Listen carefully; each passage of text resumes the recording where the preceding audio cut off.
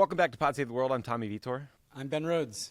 We are doing a little YouTube exclusive episode today based off of President Zelensky's meeting with Donald Trump just now. We were going to plan to do this regardless, but Ben, I didn't expect it to be the worst meeting ever in the Oval Office. I'm trying to think of an example of a meeting that went worse. I mean, there was the infamous Bibi Netanyahu-Obama meeting that you and I were both in the room for, but it was nothing even close to what just happened. Not even close, yeah. This is unlike anything that has taken place in my entire lifetime. And, you know, I'd have to mine my brain. I mean, I assume there were some tough meetings, you know, in the Civil War. I don't know. But yeah, we've never seen anything like it. Never seen anything like it. Well, we'll cut to the chase and start to play you some of it. We have a very long clip, and we're going to play some excerpts, pause and talk about it, and then play some more because, honestly, it was just impossible to cut it down. It was that much of a fucking train wreck. So with that, here is a clip from Zelensky and Trump's meeting in the Oval Office today, Friday, February 28th. He broke this ceasefire. He killed our people, and he didn't exchange prisoners. We signed the exchange of prisoners, but he didn't do it.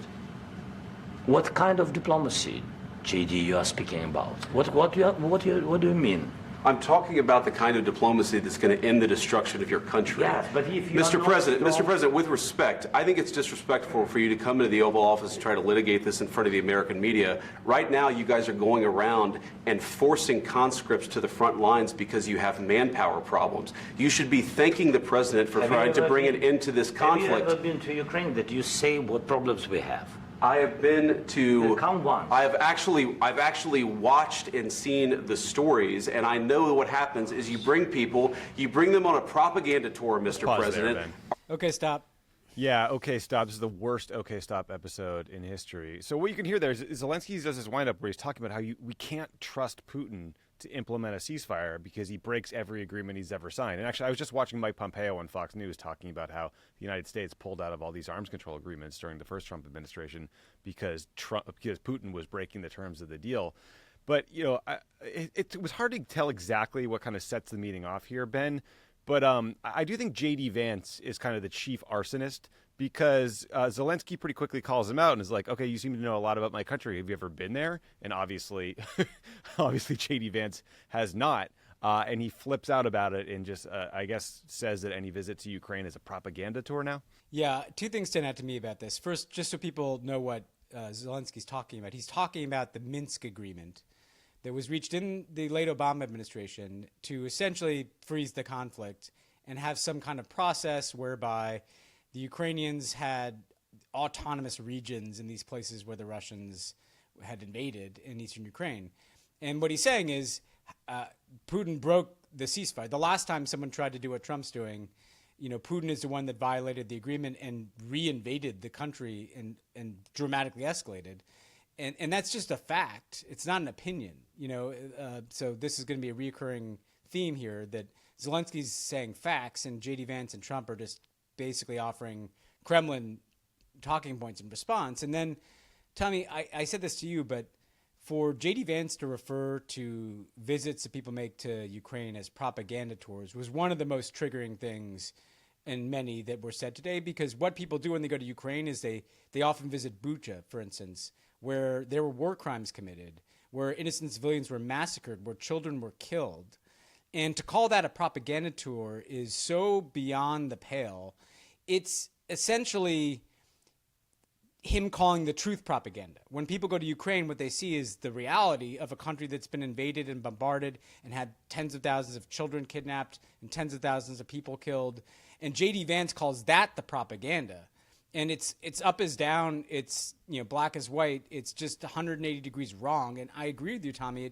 It felt like JD Vance was setting a trap, like he was trying to provoke Zelensky to say something that would piss off Trump. Yeah. Which is a pretty fucking dark role for him to be playing. But just to be clear, this meeting was ostensibly about signing some sort of deal between the U.S. and the Ukrainians about rare earth minerals. In reality, it seems like it was a setup to get to exactly this moment so JD Vance and Donald Trump could harangue Zelensky in front of the cameras and show what a tough guy they are and, beat their chest on Fox News later. But, Ben, I'm glad you mentioned Bucha, because it's another triggering thing for me, because you often hear these same conservatives, well, actually Democrats too, talk about how there were some early peace talks between the Ukrainians and the Russians, but they blew up, and they often blame Zelensky for pulling out of those talks. In fact, those talks blew up because the atrocities that occurred at Bucha were revealed, and it became impossible for anyone in Ukraine to imagine cutting a deal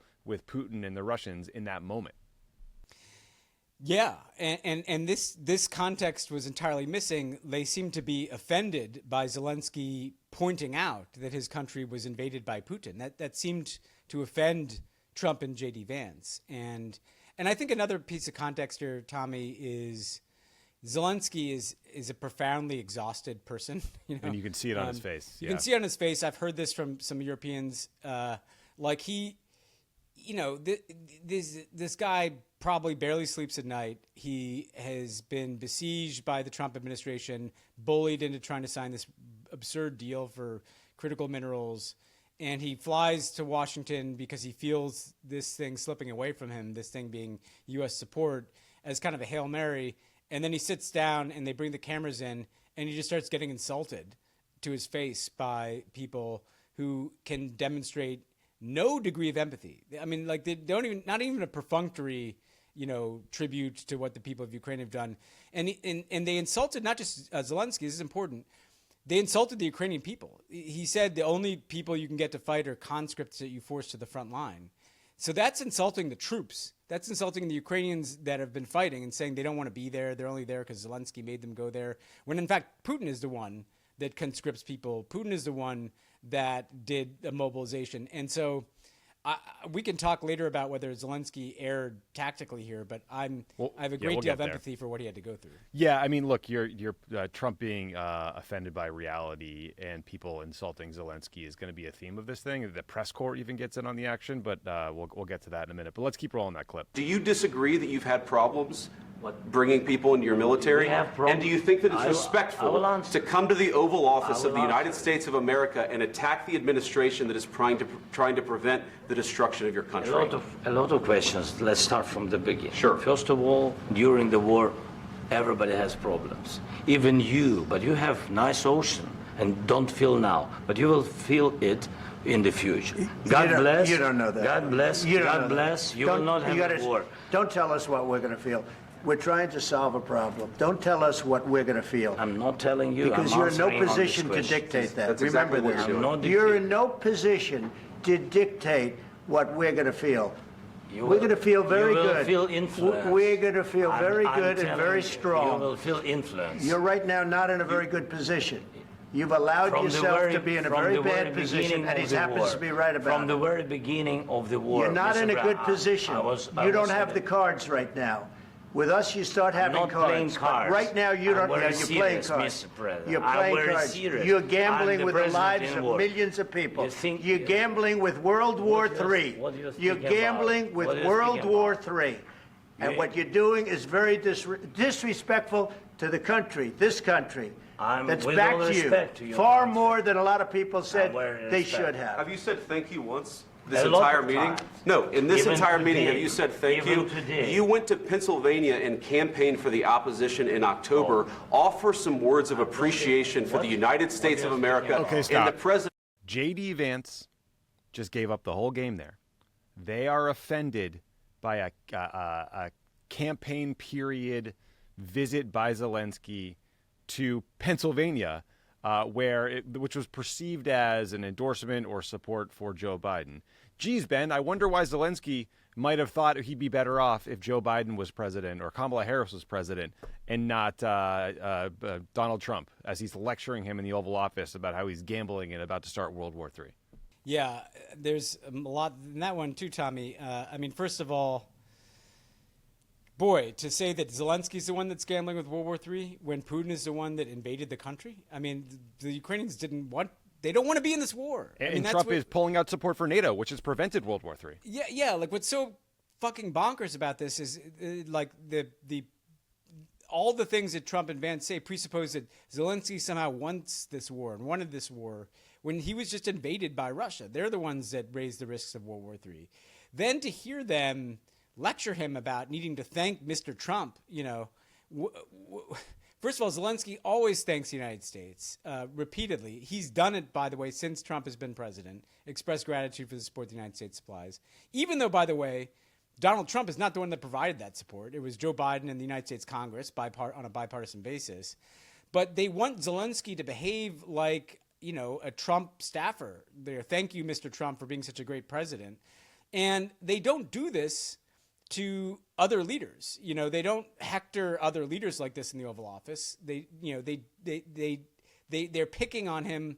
They're like schoolyard bullies picking on a small injured person to impress their friends. And it's like 3-on-1. You can hear all of them like chiding him, being like, yes, you were mean. Yes, you did say that. It literally sounds like a schoolyard taunting. And he didn't insult. When did he insult? Did you hear? Do you know what they're referring? Because he shouldn't insult the U.S. He just explained facts. Facts are insulting to Trump is mad. It's earlier on in this Oval Office meeting because this was a very, very long pool spray. And just to give folks a little context, what usually happens is the two leaders go into the Oval Office. They sit down. You bring the pool, the White House press pool, in for like a minute or two. Sometimes there's a shouted question. They take photos, and then they get them the hell out of there. They have the real meeting. There was supposed to be a lunch, and then there was supposed to be a press conference. Trump has started doing this thing where he takes like 45 minutes worth of questions during the pool spray, and then they do the press conference just because he needs to be on TV all the time. So what you didn't hear that happened earlier was, Trump's entire shtick about Ukraine is the war never would have happened if he was president. But Zelensky, when he was walking through all the times the Russians broke ceasefire agreements, talks about how the Russians were occupying Ukraine throughout the duration of the Trump presidency, and people were getting killed during the Trump presidency. And Trump really didn't like that because it undercut his whole fucking argument that none of this would have happened if I were in charge, because he acts like he wasn't actually the president for 4 years and isn't responsible for anything.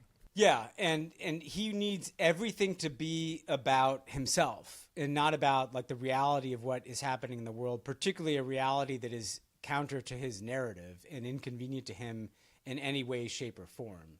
And Zelensky's this guy who's only trying to share facts, and each time he does, they act as if he has personally offended them and come down even harder on the guy. And by this point in the clip, they're just picking on him. And to say that because, he's not kissing Trump's ass, he's insulting the whole country, just shows you what Donald Trump's view of this country is, that he is the only thing that matters. He, the leader, he, der Führer, is the only guy.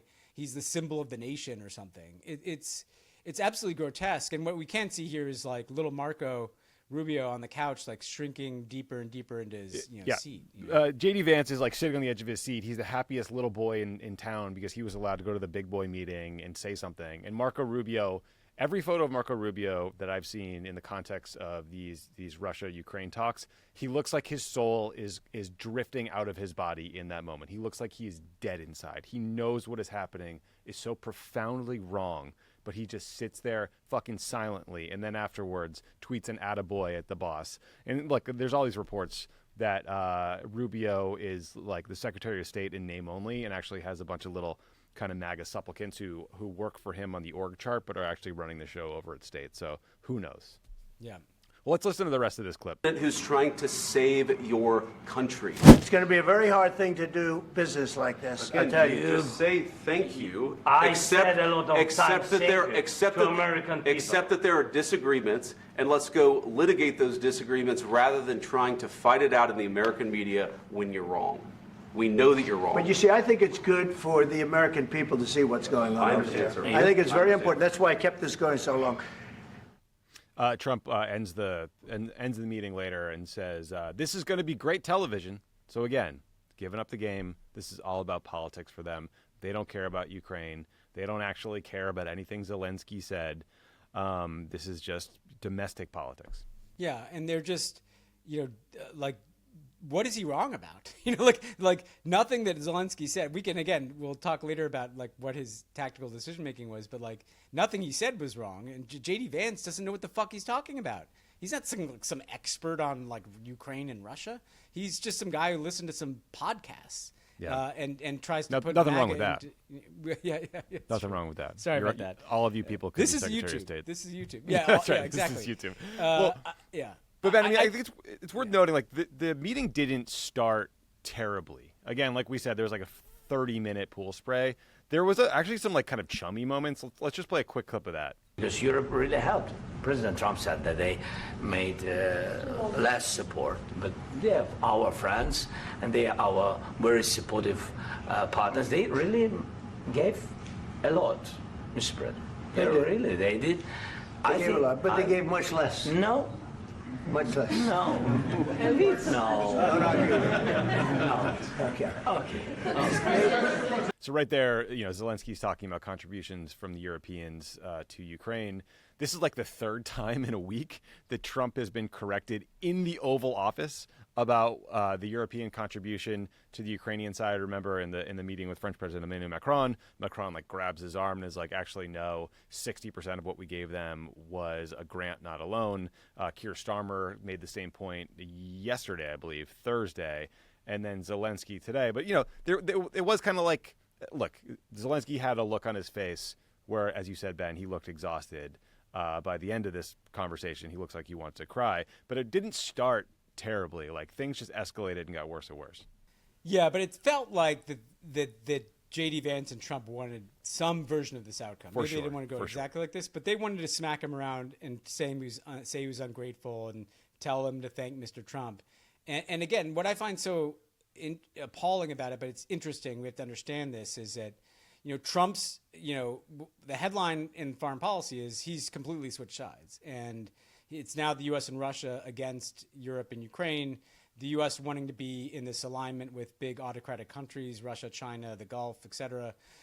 But it also mirrors, Tommy, like what Trump does at home. Like, he doesn't really pick on people his own size, It's undocumented people, it's trans people, it's a country that's been invaded like Ukraine.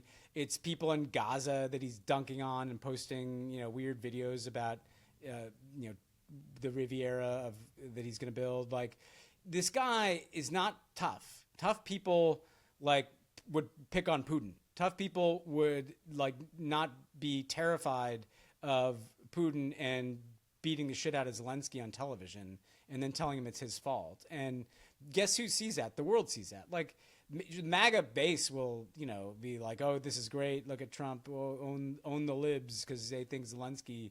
I mean, your point about Pennsylvania, it's not just that you gave up the game on that, but they also equate Ukraine with kind of libs or something, which is super weird, by the way, because it used to be the opposte that Eastern that Europeans, Obama was weak because he didn't give enough support to Ukrainians. That was a talking point forever. Yeah, now Obama looks like much different light compared to Trump. But I mean, the rest of the world doesn't live in the MAGAverse. The rest of the world lives in reality, and they're just seeing like a bully picking on someone smaller to make himself look tough. Yeah. So, again, this was supposed to be the pool spray before the lunch meeting, before the press conference. The Trump people ended up canceling the rest of the itinerary. And, according to the readouts they're giving to Fox News or whoever else, it sounds like the Rubio and Mike Waltz basically kicked Zelensky out of the White House and said, come back when you're ready to cut a peace deal. They were supposed to sign some sort of rare earths agreement. The text of this agreement has evolved so much over time. Like, initially it was reported as just like a extortion, the U.S. demanding half of Ukraine's rare earths or up to $500 billion worth of rare earths. Now it seemed like there would just be some sort of joint effort to mine these rare earths and put it into a fund that would then be used for Ukrainian reconstruction, but the U.S. would have some sort of oversight over it and maybe get some of the profits. I don't know. I'm not sure that we'll ever know. Caitlin Collins from CNN asked a very smart question during this press conference, which is that something like 40% of Ukraine's rare earths are in the Far East, so in Russian-occupied areas. She was like, are you going to be able to get access to those? Who will protect those? There's been a lot of reporting today about how the sort of mining process for these rare earth elements is unbelievably energy and labor intensive and incredibly dirty. And setting up, a giant lithium mine, for example, can take a decade. So the idea that this is some sort of immediate U.S.-Ukrainian cooperation on the ground that serves as a de facto deterrent from the Russians invading is just like sort of nonsensical on its face if you actually understand the details. But Ben, I don't know that we'll ever need to know the details of this one because it doesn't seem like it's happening. Yeah, I mean, the whole purpose of this was to, again, further make Trump look tough. Like, he got Ukraine to bend to his will and give us access to these rare earth materials that, as you said, these would not be mined in Trump's presidency. And if and when they are, so what? What is it? What on earth does this have to do with ending the war? It has nothing to do with ending the war. It's not a security guarantee to Ukraine to say that, like, there might be some joint ventures down the line to get some rare earth materials that Trump probably doesn't even know what they do. I mean, so this always felt like this kind of weird facade. And I do just, to put a point on it, like Waltz and Rubio, for them to be going along with this charade, like fucking, Ribbentrop, the Nazi foreign minister, like these guys who were talking tough about Ukraine like a year ago, they were, this is what happens when you sell your soul to Donald Trump, and if there's one thing that Zelensky's visit achieved is it exposed the full truth of what he's dealing with. Yeah. I mean, like there is a national security challenge for the U.S., which is that I think China has something like 70% of the rare earth elements supply. They also have something like 90% of the refining capacity. So there could be a scenario where the U.S. really needs access to these rare earth minerals. But like you just said, I mean, this is like a decade-long process. And Ben, I remember having a very similar conversation about, people saying there were massive deposits, like trillion-dollar deposits in Afghanistan, that none of those have been mined even as of today. So all of this just seems like very vaporware made up.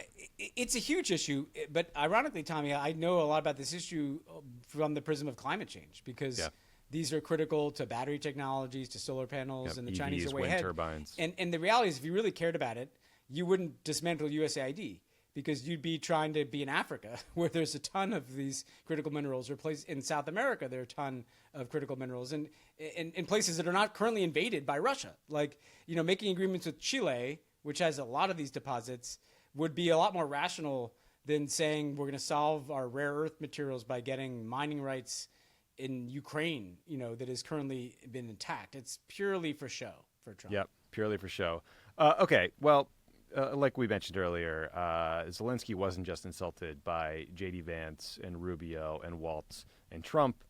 There were a bunch of moron reporters in the Oval Office because, as you might have heard, the White House is taking over control of the White House press pool. And instead of having like real serious journalists in there from places like Reuters or Bloomberg, they're swapping in right-wing zealots who are just their little propagandists. So let's hear an example of what kind of questions those people ask. Why don't you wear a suit? Why don't you wear a suit? You're at the highest level in this country's office and you refuse to wear a suit. Just want to see if do you own a suit? Yeah, you have problems. A lot of Americans have problems with you not respecting I don't have the such. office. I will wear a costume after this war will finish. Okay. Yes, maybe one. Maybe something like yours. Yes. Maybe something better. I don't know. We will see. Maybe something cheaper than. Yeah. Thank you. Thank you for that was a reporter named Brian Glenn. He's the chief White House correspondent for Real America's Voice. There was a reporter from One America, which is another right-wing outlet, Ben, that asked, what gave you the moral courage and conviction to lead on a peace agreement? Apparently, a reporter from TASS snuck into the Oval Office pool spray. For those who don't know, TASS is a Russian state-owned news agency founded in the 1900s. So interesting move to let the Russian state-owned media, the country bombing the country you're meeting with, into the Oval Office spray. They apparently, the White House staff said he snuck in there somehow. It doesn't give me a lot of confidence in their security. I'm not sure how you sneak into the Oval Office, but I don't know, man. Like this is bleak shit. Well, first of all, the Real American News guy was probably slobbering over Elon Musk in the cabinet meeting yesterday when he was not wearing a suit, was wearing a T-shirt, was wearing a hat, right, and was like amped up on God knows what, standing up, jumping up and down, being a fucking lunatic, right? So why is Elon Musk allowed to in this guy's view, denigrate the White House, the Oval Office by not wearing a suit? I mean, can you imagine being Ukrainian and looking at this? I mean, Zelensky dresses like that in solidarity with people in his country. You know, he wears military colored clothes to express solidarity with troops who are fighting the front line. You don't have to think that's a great, you know, sartorial choice. But to fucking just pick on him, what danger has that guy ever been under? Zelensky could have been assassinated in the early days of the war. Like, there was incredible reports, there are all kinds of bounties on his head. And this kind of complete fucking loser from Real America News is picking on him to make himself look good in front of Mr. Trump and whoever his audience is.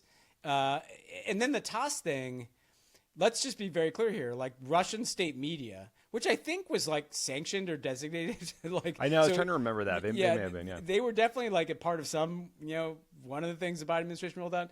But Russian state media is allowed in the Oval Office, and the Associated Press, the wire service for more American newspapers than anybody else, is not. Because they won't call it the Gulf of America. Like, this is where we are, people. Like, we are in a reality in which Russian state media and Russian propaganda is in the Oval Office berating a democratically elected leader of a country under attack, you know, who's being insulted for not wearing a suit. I mean, we just have to get our minds around this thing because we're only 6 weeks into it, you know? Yeah, I know, like, American politics are so unserious. It's so frustrating, but this moment really drove home for me. I can't imagine, you know, this is an existential meeting for the people of Ukraine and for Zelensky, literally. And, you know, suddenly he's getting berated about his appearance. I mean, it's just like truly outrageous. So, Ben, I mean, the big picture question is like, where do we go from here? Because this meeting was a disaster. I mean, I'm sure Zelensky will try to kind of mop it up. He's doing a TV appearance with Brett Baer on Fox News later tonight that I think he knows will be a sort of a direct line back into the Oval Office to communicate with Trump. It's been interesting to watch this week. You had Macron, Keir Starmer, and Zelensky all have White House meetings and then all go on Brett Baer's show. It's become kind of the car wash equivalent. Like when you go to ESPN, you do like a bunch of shows now. Brett Baer's the car wash. But yesterday, Putin was speaking. He was praising the new U.S. administration for, quote, pragmatism, a realistic worldview, discarding many of stereotypes, so-called rules, and messianic ideological cliches of their predecessors. You had Dmitry Medvedev cheering and tweeting in English about how great it was to see Zelensky treated like shit. And then yesterday, when Trump was meeting with Keir Starmer, the British Prime Minister, Trump refused to say that the U.S. would backstop a European peacekeeping force if one were to be put in Ukraine after some sort of peace deal. He also seemed to once again suggest the U.S. wasn't fully committed to Article 5. When he was asked about it, he was like, oh, the Brits, they don't need much help. They can take care of themselves.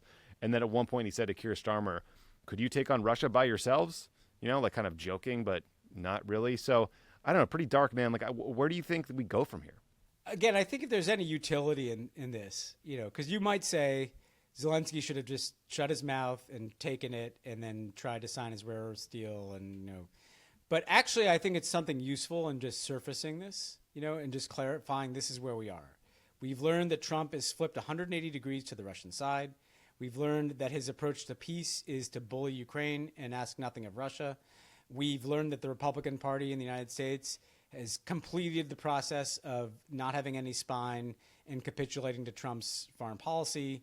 And so what does it mean going forward? If I'm Europe and Ukraine, I'm saying we need to develop a shared position for this war that is separate from the United States of America and actually sees that this is the United States and Russia sitting on one side of the negotiating table and Europe and Ukraine sitting on the other. And as dark and as extreme as that sounds, I think that's where we are. And so because Ukrainians, by the way, don't have to stop fighting. You know, there were reports early in the invasion when Russia thought they were going to roll over Kyiv, that they were going to have a guerrilla warfare type approach. So the Ukrainians don't have to like agree to Trump's terms that he strikes with Moscow. I think the Ukrainians need to figure out with the Europeans, what are their positions? What are they insisting on? They're going to have to give a bunch of stuff, including territory. But what can they insist on in terms of like a credible ceasefire line, essentially? And then what is a peace force that has, you know, British and French troops? There was an interesting comment from Turkey that they might get involved with troops on the ground. What is a credible European force that can provide some security guarantee and some presence there? And then how do you build a European defense and foreign policy that is totally separate from the United States? Because the United States has switched sides. And I wish that wasn't the case, but I think that's where we are. And I don't know that just like signing some dumb rare earth thing is going to make Trump be nicer to them. It's not. So figure out your own interest and act accordingly. It's what all of us are going to have to do in these Trump years. Yeah, I mean, look, the more we learned about the rare earths agreement, the more it just seemed like nothing. It like initially it just sounded like complete extortion, and now I don't even know what it was. I do think, to your question, we should ask, like, did Zelensky screw up? I think I give him I have so much sympathy for him, but I think the answer is of course he did. I mean, course he did, challenging JD Vance, getting into that pissing match, we can look at inputs. DC people look at inputs too much and they don't look at outputs. Like, the end result of that meeting was a fucking disaster for Zelensky personally, politically, and for his country. So obviously he should have approached it differently. I think the challenge is he's got politics. Trump's got politics, right? Like, he's not going to walk in there and make a bunch of sort of rhetorical concessions to Putin before negotiations actually begun, a negotiation that he's not part of, by the way. And Trump just wouldn't broke any dissent, actually, like, he mocked Zelensky at one point for saying, "I don't want a ceasefire." But Zelensky's point was like, not that I don't want the fighting to stop. He was like, "I don't want a ceasefire where Putin then breaks it over and over again and reinvades my country." So, I mean, look, we'd be I think dishonest if we said that Zelensky had played that thing perfectly, but or even remotely well. But I do think it was a setup for domestic consumption here in the U.S. Yeah, I think that like by any measure, tactically, you don't get into a fight with JD Vance in the Oval Office. You don't allow yourself to be humiliated by the President of the United States to that extent. But I'm not saying this to give him credit because I don't think it was a strategy. I think the utility in it is we know what we're dealing with now, right? Like, we have the Hegseth laying down of terms without consulting Ukraine and Europe, in which they surrender all their territory and can't be in NATO. We have the JD Vance speech in Munich endorsing the European far right. We've got Trump calling Zelensky a dictator, and now we have this. And so there can be no illusions that somehow some committee to save America is going to, or Marco Rubio or whoever, or Lindsey Graham's going to the Oval Office and convince Trump to suddenly get tough on the Russians. So I'm not saying that Zelensky was playing some chess and, outed this. I'm saying he messed up by getting baited into this, but there may be something worthwhile that comes out of just clarifying, okay, this is actually where we are, and I can tell you, from, having been in Munich and, different Europeans, this is what the Trump people are like behind closed doors too, from what I hear. They're not just performing for the cameras. This is who they are. And so now he's got to go back. And I was thinking too, Tommy, he made that comment about I will step down if it brings peace. He's got to be also thinking about that, not stepping down now, but he's tired. He's clearly a lightning rod to Trump because Trump wrongly, unfairly sees him as some guy who's aligned with things that Trump doesn't like democracies and Europeans and internationalists in this country. And so I think he's got to stand up to Trump and try to get the best deal for his people and from the Europeans. And then, that's his mission. And then he's done. You're right, though. I mean, this is really tough for Zelensky because he showed unbelievable, incredibly inspiring courage in the very early days of that war, and by just sort of force of personality brought the entire world to his side, helped rally support in the US, in Europe, everywhere, public opinion, in capitals, everywhere. And if he is seen now as having kind of lost that touch, I mean, I'm sure the shine faded during the Biden administration when a lot of Ukrainians felt like they were getting some of what they wanted, but getting it late and getting it slow and not getting enough of it. But this meeting, I think, is probably going to, I mean, maybe it'll rally people to his side, but it might also make them wonder whether he's the right person to be the interlocutor with the United States when they're so reliant on us. So very challenging political moment for him personally, as well as for the country. Yeah. I mean, if I'm him, I'm going to take a breath. And I'm going to talk. I mean, I honestly, frankly, I guess you got to do the Brett Baer car wash, but he can't just go on there and grovel. and Brett Baer will be an asshole. As a side note too, Tommy, it's like, do you remember people would foreign leaders go to China, they have to do CCTV, the state media. Like Fox News has become like the CCTV of the U.S. No doubt. That's pretty dark too.